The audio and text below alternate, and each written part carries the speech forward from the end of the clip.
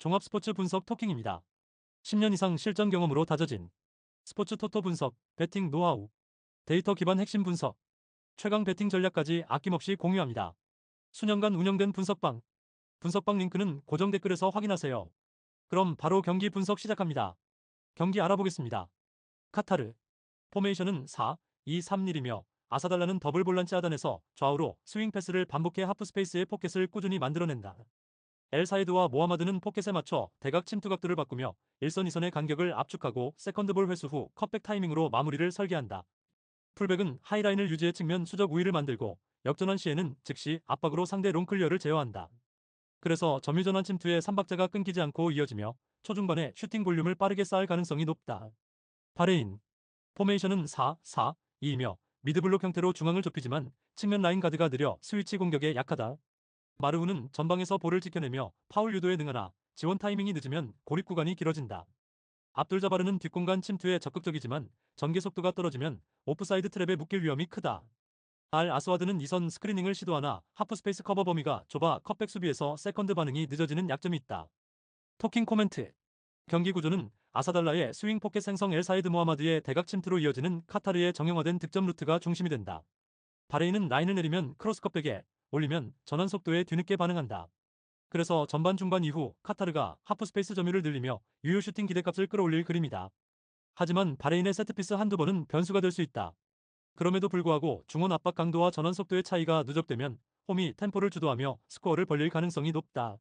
토킹 추천 배팅 승무패 카타르 승 강추 언더오버 오버 추천 다음 경기 알아보겠습니다. 카자흐스탄 포메이션은 5-4-1이며 3호로도프는 제공권 경합에서 힘을 쓰지만 고립되는 시간이 길어 공격 전개가 매끄럽지 못하다. 켄제백은 측면에서 활동량으로 버티지만 압박 강도가 높아지면 공을 오래 지키지 못하고 단순한 클리어링에 의존한다. 타기베르게는 미드필드 하단에서 수비 스크린을 시도하나 패스 전개 속도가 느려 역습 연결에 제약이 따른다. 그래서 수비 라인 간격을 좁혀 버티는 전략 외에는 선택지가 제한적이다. 웨일즈 포메이션은 5-4-1이며 존스는 빠른 스피드와 직선 침투로 상대 수비 라인을 흔든다. 브룩스는 이선에서의 드리블 전개와 연계 능력이 좋아 좁은 공간에서의 패스를 풀어내며 공격 활로를 찾는다. 윌스는 세트피스와 중거리 슈팅에서 존재감이 크며 점유율을 유지하면서 결정적인 기회를 창출하는 역할을 맡는다. 라인 전체가 간격을 유지하며 높은 점유율을 바탕으로 하프 스페이스와 측면을 동시에 공략할 수 있다. 토킹 코멘트 이 경기는 객관적인 전력 차이가 그대로 경기 양상으로 드러날 수밖에 없다.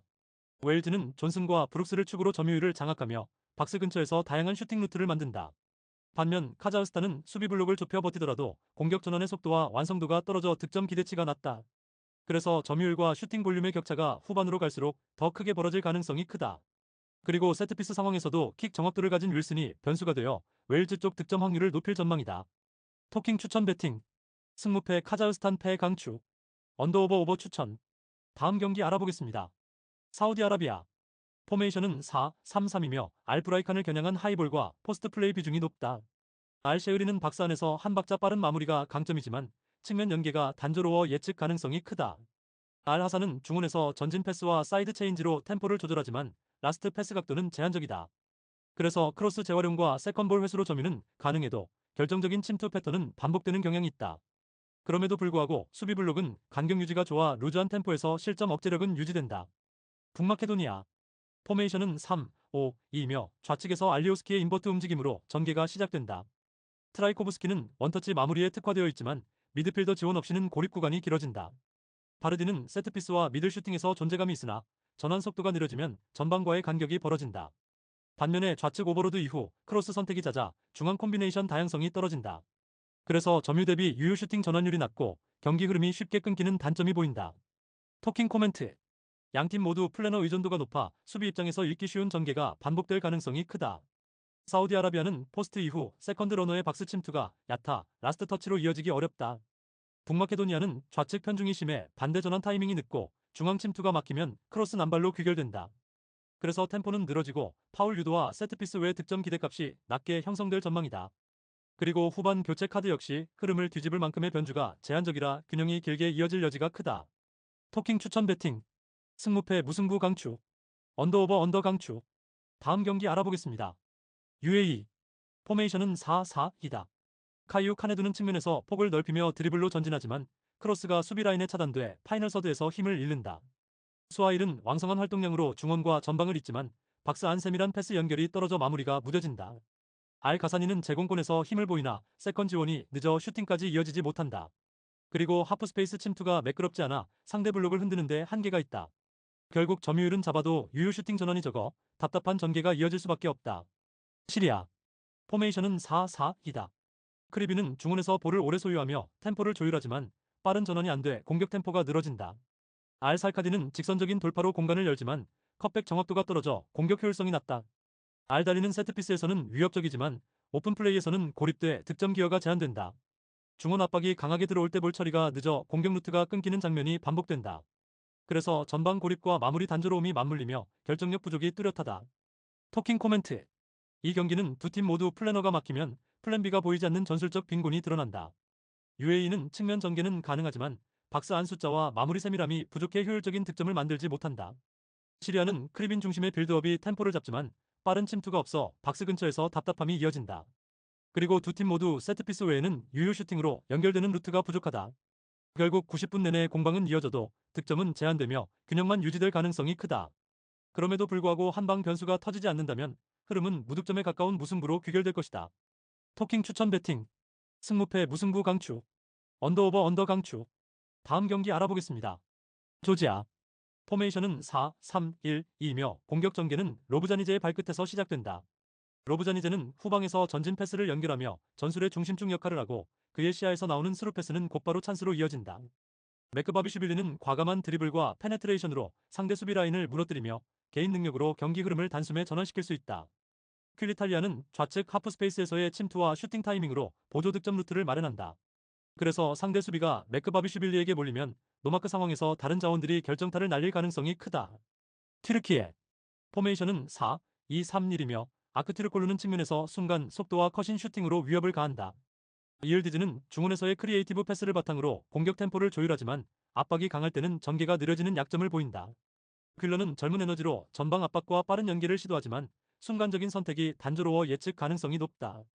튀르키예는 측면 돌파 이후 크로스에 의존하는 비율이 높아질 수 있고 이는 조지아 수비 블록에게 읽히면 효율이 떨어질 수 있다.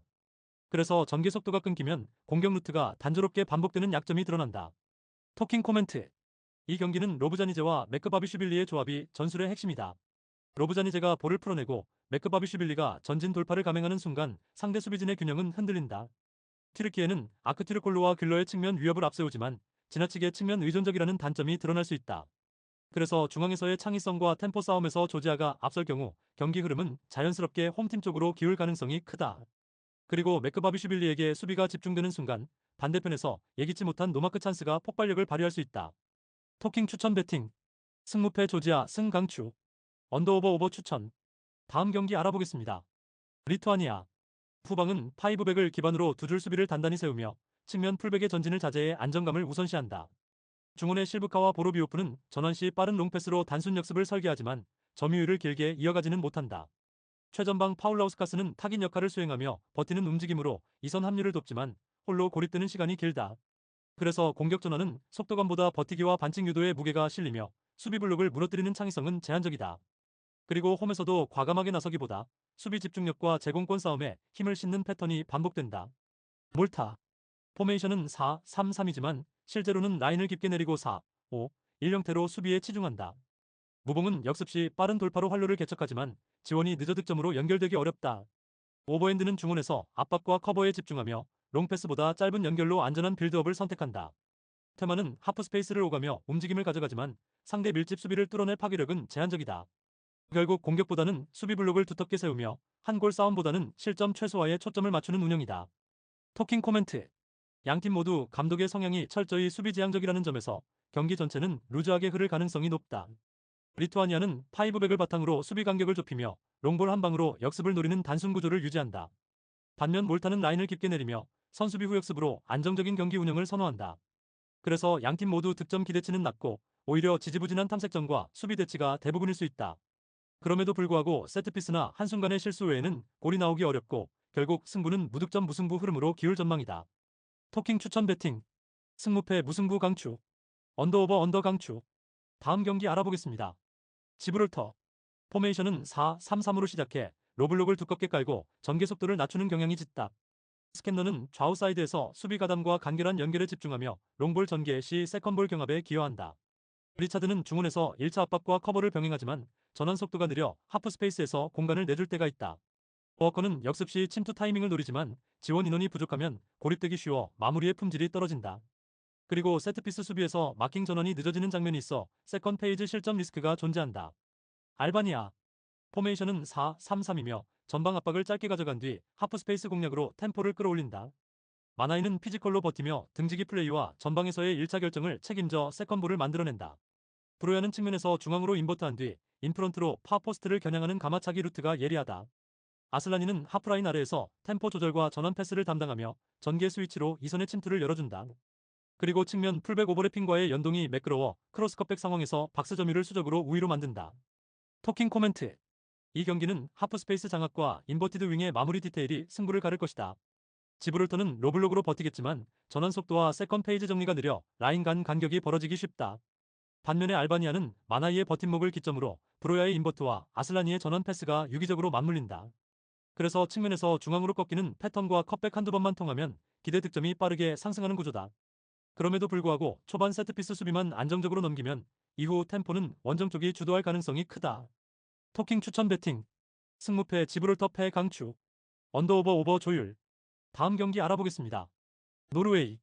최전방의 득점 자원은 단순히 피니시 능력뿐 아니라 수비 라인을 강제로 끌어내며 박스 안 공간을 만들어내는 힘을 가지고 있다.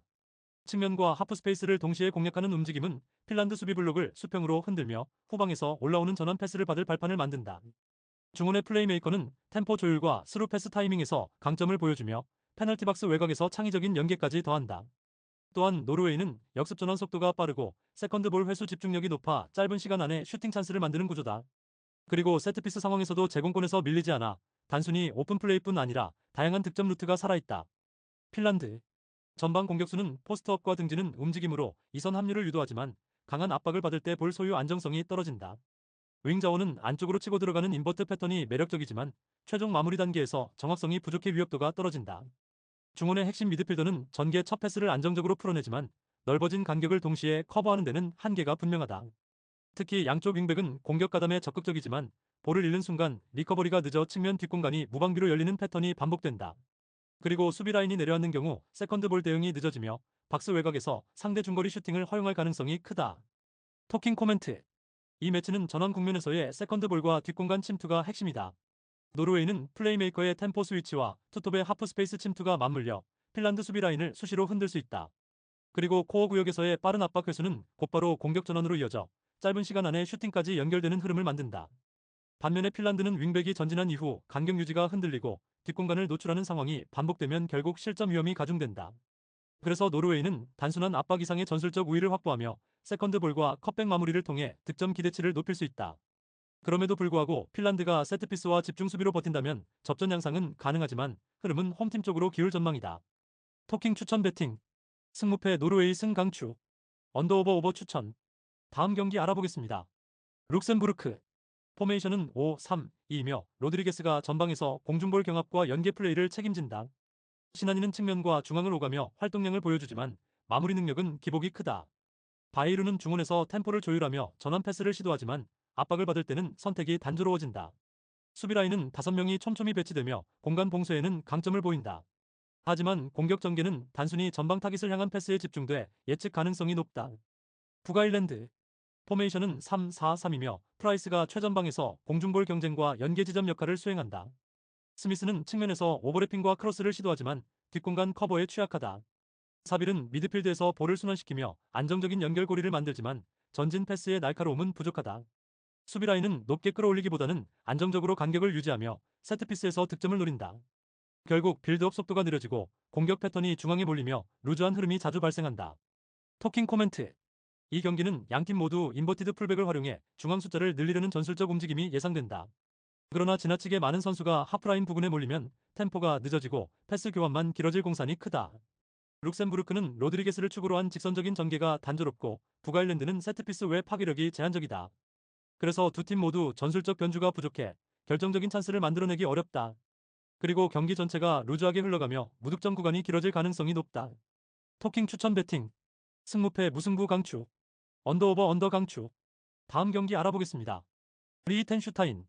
포메이션은 3, 5, 2로 두 줄 블록을 형성해 버티기에 나선다. 세글람은 최전방에서 몸싸움으로 버텨주지만 지원이 부족해 단독 플레이로 고립될 때가 많다. 루케 노타로는 중원에서 수비 가담과 압박을 병행하지만 템포가 느려 빠른 전원에서 뒷공간을 쉽게 내준다. 하슬러는 측면에서 왕성한 활동량으로 간헐적인 역습을 전개하지만 속도 차이를 극복하기 어렵다. 그리고 전체 라인이 내려앉아 공간을 막더라도 집중력이 떨어지는 순간 세컨 페이지에서 실점으로 직결될 위험이 크다. 벨기에. 포메이션은 4, 2, 3-1로 점유율과 공간 장악에 초점을 맞춘다. 루카쿠는 제공권 장악과 포스트 플레이를 겸비해 전방에서 득점과 연계의 중심을 맡는다. 도쿠는 폭발적인 스피드와 드리블 돌파로 하프스페이스 침투를 만들어내며 페널티 박스 근처에서 킬러 본능을 드러낸다.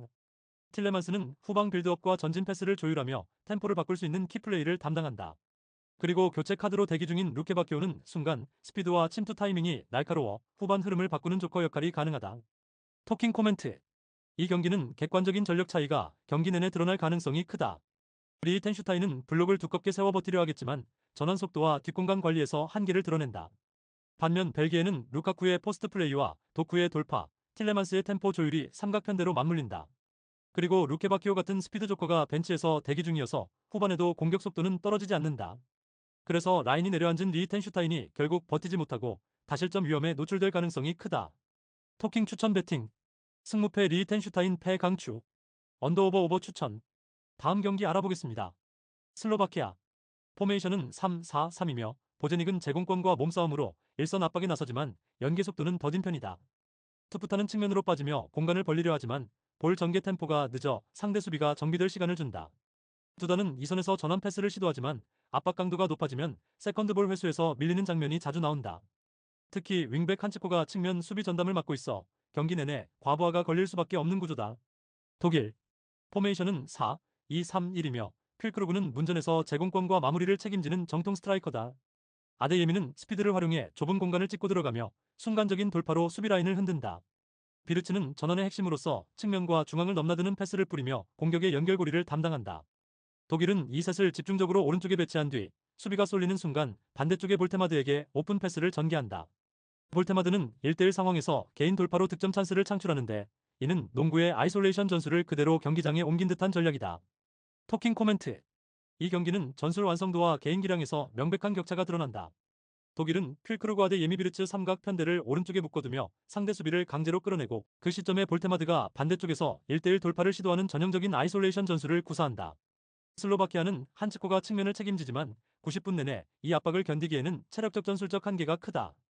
그래서 경기 후반으로 갈수록 측면 균열은 더 뚜렷하게 벌어질 수밖에 없다. 그럼에도 불구하고 카운터 한두 번은 시도하겠지만 볼 점유율과 슈팅 볼륨 차이가 결국 결과를 결정할 전망이다. 토킹 추천 배팅. 승무패 슬로바키아 패 강추. 언더오버 오버 추천. 다음 경기 알아보겠습니다. 불가리아. 포메이션은 4-2-3-1이다. 니콜로프는 중원에서 전개와 볼 배급을 책임지지만 압박이 강하면 탈압박이 원활하지 못해 흐름이 끊긴다. 페트코프는 측면에서 드리블 돌파를 시도하지만 크로스 정확도가 낮아 결정적인 장면으로 연결되지 않는다. 크라이프는 이선 침투와 세컨볼 경합에 힘을 보태지만 문전에서의 세밀함이 떨어져 득점 기여도가 제한적이다. 그리고 수비 라인을 깊게 내리고 역습을 노리지만 공격 전환 속도가 느려 찬스를 살리지 못한다. 결국 홈 2점을 바탕으로 초반은 버틸 수 있지만 압박 회피와 전개 속도 부족이 큰 약점으로 드러난다. 스페인. 포메이션은 4-3-3이다. 니코 윌리엄스는 터치라인을 따라 빠른 돌파로 상대를 흔들며 컷백으로 박스 안 공격수에게 양질의 기회를 만든다. 오야르사발은 문전에서 위치 선정과 마무리 감각이 뛰어나 한순간에 골로 연결할 수 있다. 페드리는 중원에서 패스 템포와 전환을 매끄럽게 가져가며 팀 전체의 공격 흐름을 조율한다. 특히 전방 압박을 통해 상대 빌드업을 차단하고 높은 점유율을 유지하며 경기 주도권을 쥔다. 결국 다양한 공격 루트와 조직적 압박으로 상대 수비 라인을 지속적으로 무너뜨릴 것이다. 토킹 코멘트. 이 경기는 스페인이 초반부터 주도권을 잡고 경기를 끌어갈 가능성이 크다. 니코 윌리엄스의 측면 돌파는 불가리아 수비 블록을 흔들며 컷백 루트로 오야르사발에게 득점 기회를 공급한다. 페드리는 안정적인 전개와 창의적인 패스로 공격을 지휘하며 템포를 완전히 장악할 것이다. 불가리아는 홈 2점을 앞세워 수비 블록으로 버티겠지만 역습 카드의 완성도가 떨어져 반격의 힘이 약하다. 결국 압박 회피 능력이 부족한 불가리아는 점점 라인이 무너지고 후반으로 갈수록 스페인의 일방적인 흐름이 이어질 가능성이 크다. 토킹 추천 배팅. 승무패 불가리아 패 강추. 언더오버 오버 추천. 다음 경기 알아보겠습니다.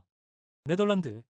네덜란드는 4-3-3을 기반으로 측면에서 수적 우위를 확보하며 전개 속도를 끌어올린다.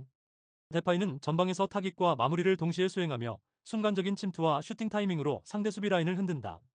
각부는 좌측에서 직선적인 돌파와 컷인 슈팅을 반복하며 풀백과의 오버래핑 조합으로 하프 스페이스를 공략한다. 프랭키 드용은 중원에서 전환 패스와 템포 조절을 맡아 압박 회피 후 전진 패스로 공격의 리듬을 만든다. 그리고 포백윙 조합이 동시에 측면을 점유하기 때문에 자연스럽게 박스 진입 횟수가 많아지고 공격 전환도 날카롭다. 폴란드. 폴란드는 3-5-1을 바탕으로 수비 숫자를 안정적으로 유지하지만 측면 공간은 윙백 한 명이 고립돼 부담이 크다. 피용테크는 최전방에서 제공권을 장악하고 세컨드볼을 따내며 연계에 관여한다. 스비데르스키는 상대 수비 라인 사이를 침투하며 박스 안 공간을 파고들지만 볼 배급 속도가 늦으면 고립된다. 스지만스키는 중원에서 압박과 볼 배급을 병행하지만 넓은 커버 범위를 혼자 소화하기에 간격 유지에서 허점이 생긴다. 결국 폴란드는 중앙에서는 단단해도 측면 수적 열세가 반복되면 하프 스페이스에서 실점 빌미를 내줄 수 있다. 토킹 코멘트. 이 경기는 전술적으로 측면 숫자 싸움이 가장 큰 승부처다. 네덜란드는 풀백과 윙포워드가 동시에 배치되어 수적 우위를 만들고 컷백 루트와 크로스로 찬스를 설계한다. 반면 폴란드는 윙백이 고립된 구조 속에서 하프 스페이스 침투를 제어하기 어렵다. 그래서 네덜란드가 점유율을 바탕으로 주도권을 잡고 측면에서 끊임없이 기회를 창출할 가능성이 크다. 그럼에도 불구하고 폴란드가 세트피스와 역습 한 방으로 변수를 만들 수는 있으나 전체적인 흐름은 홈팀의 기울 전망이다. 토킹 추천 배팅. 승무패 네덜란드 승 강추. 언더오버 오버 추천. 다음 경기 알아보겠습니다. 수리남. 포메이션은 5-3-2로 수비 블록을 두텁게 세우며 실점 최소화에 집중한다. 커크는 최전방에서 제공권과 포스트 플레이로 버티려 하지만 지원이 늦어 고립되는 장면이 많다. 주비타나는 중원에서 왕성한 활동량으로 압박과 전환을 시도하지만 템포 조절 능력에서는 한계를 보인다. 케네스는 측면에서 스피드를 활용해 역습을 시도하지만 빠른 수적 압박에 차단당하는 경우가 잦다. 그리고 라인을 내리며 버티다 보면 후반 체력 저하로 뒷공간이 벌어지는 장면이 반복될 수 있다. 파나마. 포메이션은 4-2-3-1로 볼 위치에 맞춰 많은 인원을 배치해 수적 우위를 만든다. 로드리게스는 측면 돌파와 컷백을 통해 지속적으로 찬스를 창출하며 공격의 활로를 연다. 디아즈는 중앙에서 침투 타이밍을 노려 직접 마무리에 나서고 순간적인 위치 전환으로 수비 라인을 흔든다. 고도인은 후방 빌드업과 전진 패스를 책임지며 점유율 유지와 공격 전개 속도를 조율한다. 그리고 벤치에서도 스피드와 압박 강도가 뛰어난 교체 자원을 보유해 후반에도 공격 흐름을 끊기지 않는다. 토킹 코멘트. 이 경기는 볼 점유율을 누가 더 장악하느냐가 핵심이다. 수리남은 블록을 세워 버티려 하겠지만 파나마의 수적 우위와 점유율 전개에 끌려다닐 가능성이 크다. 파나마는 볼이 위치한 지역에서 수적 우위를 확보하며 압박과 전환을 빠르게 가져가고 슈팅 찬스를 꾸준히 창출한다. 그래서 경기 시간이 지날수록 수리남은 압박 대응으로 체력이 소모되고 후반으로 갈수록 뒷공간 노출이 심화될 것이다. 결국 점유율을 기반으로 한 파나마의 전술적 강점이 그대로 스코어로 연결될 가능성이 크다. 토킹 추천 배팅. 승무패 수리남패 강추. 언더오버 오버 추천. 다음 경기 알아보겠습니다. 콜롬비아. 포메이션은 4-3-3이며 디아스는 좌측에서 폭발적인 드리블과 컷인 슈팅으로 상대 수비 라인을 강하게 흔든다. 캄파즈는 중원과 전방을 잇는 에이스 역할로 공간을 파고드는 침투와 전환 패스로 결정적인 찬스를 만들어낸다. 하메스 로드리게스는 세트피스와 롱패스 전개에서 존재감을 드러내며 템포를 조율하면서 경기 리듬을 지배한다. 이들의 유기적인 움직임은 상대 수비를 넓히고 박스 안에서 연속적인 슈팅 기회를 창출한다. 볼리비아. 포메이션은 4-2-3-1이며 알가라냐스는 전방 압박과 제공권 경합에 강점을 보이지만 지원이 늦어 고립되는 장면이 많다. 미겔리토는 속도감 있는 돌파로 역습의 출발점이 되지만 볼 소유 시간이 길어지면 압박에 쉽게 차단된다. 빌라밀은 중원에서 볼 순환을 시도하나 전환 속도가 느려 상대 압박 앞에 빌드업이 끊긴다. 특히 차베스 크루즈의 퇴장 징계 결정은 수비 라인 안정감을 크게 떨어뜨리고 측면 뒷공간 노출을 더 심화시키고 있다. 토킹 코멘트. 이 경기는 전술적 완성도와 수비 집중력에서 확연한 차이가 드러난다. 콜롬비아는 캄파지의 침투와 디아스의 폭발적인 돌파로 흔들리는 볼리비아 수비 블록을 가차없이 찢어낼 수 있다. 하메스 로드리게스의 패스 전개와 세트피스 정확도까지 더해지면 전방에서 다양한 루트로 득점을 설계할 수 있다. 반면 볼리비아는 수비와 미드필드 간격이 벌어지고 뒷공간 노출이 반복되며 위기를 막아내지 못하는 장면이 자주 나온다. 그래서 경기 흐름이 길어질수록 콜롬비아가 슈팅 볼륨을 꾸준히 늘리고 점유율과 템포에서 압도할 가능성이 크다. 토킹 추천 배팅. 승무패 콜롬비아 승 강추. 언더오버 오버 추천. 다음 경기 알아보겠습니다. 우루과이. 포메이션은 4-3-3이며 아기레가 전방 압박의 출발점으로 활동량을 책임진다. 펠리스트리는 측면에서 빠른 스피드를 활용한 돌파가 강점이지만 크로스 정확도는 기복이 있다. 데 아라스카에타는 중원과 전방을 잇는 연결고리로 세컨드 볼 처리와 찬스 메이킹에서 중요한 역할을 한다. 전체적으로 라인을 깊게 내린 상태에서 압박 타이밍을 조절하며 공격 전환보다는 안정된 수비 블록에 집중한다. 득점은 순간적인 속공이나 세트피스에서 만들어낼 가능성이 크다. 페루 포메이션은 4-4-2이며 파울로 게레로가 최전방에서 제공권 싸움과 포스트 플레이를 책임진다. 케베도는 측면 돌파 후 크로스에 강점을 보이나 역습 전환 속도에서는 다소 한계가 있다. 타피아는 중원에서 템포를 조율하며 볼 회수와 압박 차단에 적극적으로 가담한다. 라인을 촘촘히 유지하며 수비 지향적으로 나서고 공격은 게레로를 활용한 단순 전개에 무게가 실린다. 따라서 공격 루트는 제한적이지만 수비 블록이 단단해 쉽게 무너지지 않는다. 토킹 코멘트. 이 경기는 양팀 모두 수비 중심 전술을 고수하면서 자연스럽게 경기 템포가 느려질 가능성이 크다. 우루과이는 아기레와 펠리스트리를 활용한 속공을 시도하겠지만 페루의 두 줄 수비를 뚫는데 어려움을 겪을 수 있다. 페루는 게레로를 활용해 단순히 볼을 올리는 패턴이 반복될 공산이 크다. 결국 득점 기대값은 세트피스나 순간적인 실수에서 나올 가능성이 높으며 주도권 싸움 자체가 길게 늘어질 것이다. 그리고 풀타임 흐름으로 볼 때 승부는 끝까지 균형을 유지하는 쪽으로 흘러갈 여지가 크다. 토킹 추천 배팅. 승무패 무승부 강추. 언더오버 언더 강추. 다음 경기 알아보겠습니다. 파라과이. 포메이션은 4-2-3-1로 공격 전환 시 측면 인버트 루트를 적극 활용한다. 사나브리아는 박스 안에서 연계와 마무리를 겸비하며 세컨볼 반응 속도가 빨라 항상 위협적이다. 알미로는 측면에서 중앙으로 대각선 침투를 시도하며 인버티드 움직임으로 파이널 서드에서 공간을 창출한다. 엔시소는 이선에서 볼 운반과 탈압박에 등해 알미론과의 패턴 플레이에 가담하며 공격 전개의 속도를 더한다. 그리고 이러한 삼각 편대는 점유율을 길게 가져가지 않아도 효율적으로 슈팅 기회를 만들어낸다. 에콰도르. 포메이션은 4-4-2로 두 줄 수비를 기반으로 하지만 핵심 미드필더 프랑코의 결장은 중원 장악력 저하로 이어진다. 예보와는 전방에서 피지컬로 버티며 세컨볼 경합에 기여하지만 빠른 연계 속도에서는 한계를 보인다. 앙글로는 측면에서 돌파와 크로스를 시도하지만 파라과이 풀백의 압박에 고전할 수 있다. 카이세도는 중원에서 압박 강도와 전환 플레이로 중심을 잡지만 프랑코의 부재로 커버 범위가 넓어져 부담이 크다. 그리고 라인 간격이 벌어지는 순간에는 파라과이의 인버트 패턴을 제어하기 어렵다. 토킹 코멘트. 이 경기는 측면 인버트와 중원 전환 속도가 승부를 가를 핵심 요소다. 파라과이는 알미론의 대각선 침투와 사나브리아의 마무리, 엔시소의 전개 참여가 유기적으로 맞물린다. 반면 에콰도르는 프랑코의 결장으로 중원 압박의 강도가 떨어지고 카이세도 혼자서는 전방과 후방을 동시에 커버하기 어렵다. 그래서 점유율이 아니라 효율적인 공격 루트를 가져가는 쪽이 승부를 주도할 전망이다. 그리고 후반으로 갈수록 에콰도르는 체력 부담이 늘어나며 측면과 중앙 간격이 무너질 수 있다. 토킹 추천 배팅. 승무패 파라과이 승 강추. 언더오버 언더 추천. 다음 경기 알아보겠습니다. 아르헨티나. 아르헨티나는 4-3-3을 바탕으로 전방 압박과 빠른 템포 전환을 동시에 추구한다. 훌리안 알바레즈는 문전에서의 위치 선정과 순간적인 슈팅 타이밍이 날카로워 수비 라인을 한순간에 무너뜨린다. 알마다는 발이 빠르고 공간 침투 능력이 뛰어나 하프 스페이스와 뒷공간을 동시에 위협하며 공격의 폭발력을 끌어올린다. 데폴은 중원에서 전방으로 전환 패스를 공급하며 압박 상황에서도 탈압박을 통해 공격 템포를 유지한다. 그리고 이번 경기에서는 페르난데스의 결장이 변수지만 대신 측면과 중앙에서의 공격적 전개가 더욱 적극적으로 가동될 수 있다. 베네수엘라. 베네수엘라는 4-3-3을 구사하며 수비 블록을 좁게 형성해 중앙 공간을 막는 데 집중한다. 론도는 제공권 장악과 포스트업으로 이선 합류를 이끌지만 전환 속도가 늦으면 고립된다. 소텔도는 빠른 드리블과 탈압박 능력으로 측면에서 활로를 찾으려 하지만 중앙에서의 지원이 부족하다. 카세레스는 중원에서 활동량을 바탕으로 압박과 커버를 맞지만 압박 강도가 떨어질 때 간격이 쉽게 벌어진다. 특히 센터백들은 순간적인 스피드가 떨어져 발 빠른 공격수들의 뒷공간 침투를 제어하기 어렵다. 토킹 코멘트. 경기 핵심은 아르헨티나의 발 빠른 공격수들이 베네수엘라의 느린 센터백을 상대로 얼마나 위협적인 침투를 만들어내느냐다. 알마다는 순간적인 속도로 하프스페이스와 뒷공간을 파고들며 알바레즈와의 연계로 득점 기회를 양산할 수 있다. 데폴은 중원에서 빠른 전환 패스로 침투 타이밍을 살려주고 공격 템포를 끊김없이 이어간다. 반면 베네수엘라는 수비 블록은 단단하나 전환 속도가 느리고 뒷공간 커버가 약점으로 드러난다. 그래서 경기 흐름은 아르헨티나의 주도 속에 전개될 가능성이 높고 후반으로 갈수록 차이는 더욱 벌어질 전망이다. 그럼에도 불구하고 베네수엘라가 세트피스로 변수를 만들 수 있지만 전체적인 균형은 홈팀 쪽으로 기울게 된다. 토킹 추천 배팅. 승무패 아르헨티나 승 강추. 언더오버 오버 추천. 다음 경기 알아보겠습니다. 브라질. 포메이션은 4-2-3-1이다. 쿠냐는 중앙에서 전방 압박을 풀어내며 대각선 침투로 측면 공간을 활용한다. 이 움직임은 곧바로 비니시우스와 하피냐에게 어시스트 루트를 제공하며 득점 기회를 창출한다. 비니시우스는 폭발적인 스피드와 드리블로 박스 안을 위협하고 하피냐는 우측에서 컷인 슈팅으로 마무리를 시도한다.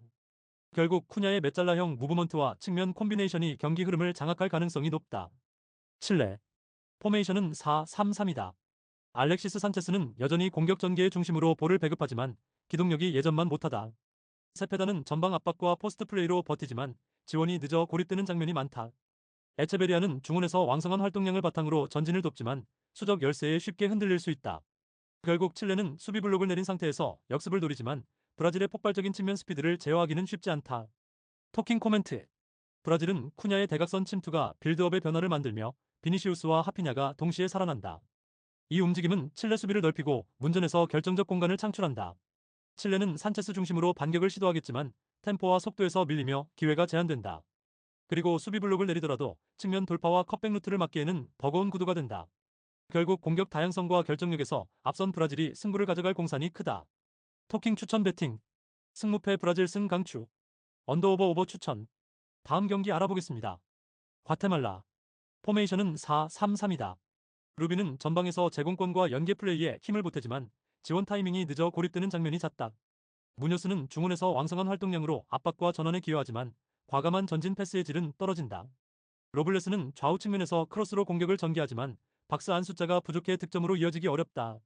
결국 과테말라는 공격의 의도는 있으나 보수적인 운영 속에서 마무리의 효율성이 제한된다. 엘살바도르. 포메이션은 4-1-4-1이다. 마우리시우는 중원 수비에서 단단하게 버티며 세컨볼 장악에 집중한다. 엘리케즈는 박스 앞에서 순간적인 침투와 슈팅을 노리지만 전개 과정이 느려 찬스가 제한된다. 오르티즈는 측면 돌파로 활로를 찾지만 라인 전체가 내려앉은 상황에서는 공간이 좁아 위협이 줄어든다. 전체적으로 안정적 수비를 우선시하면서도 역습 전개는 단조롭다. 토킹 코멘트. 두 팀 모두 철저하게 수비를 우선시하는 성향이 강하다. 라인을 페널티 박스 근처까지 내린 뒤 역습 한두 번을 노리지만 전개 속도가 늦어 효과가 제한된다. 그리고 전방 숫자가 부족해도 안정적인 수비 블록을 깨뜨릴 만큼의 창의성은 부족하다. 결국 경기 흐름은 루즈하게 흘러가며 유효 슈팅 수 자체가 줄어들 가능성이 크다. 그럼에도 불구하고 두 팀 모두 수비 집중력만큼은 유지하기 때문에 90분 동안 균형은 깨지지 않을 공산이 크다. 토킹 추천 배팅. 승무패 무승부 강추. 언더오버 언더 강추. 구독, 좋아요, 알림 설정. 토킹 가족방에서 더 많은 혜택을 만나보세요. 가족방은 고정 댓글의 링크를 통해 문의하세요. 감사합니다.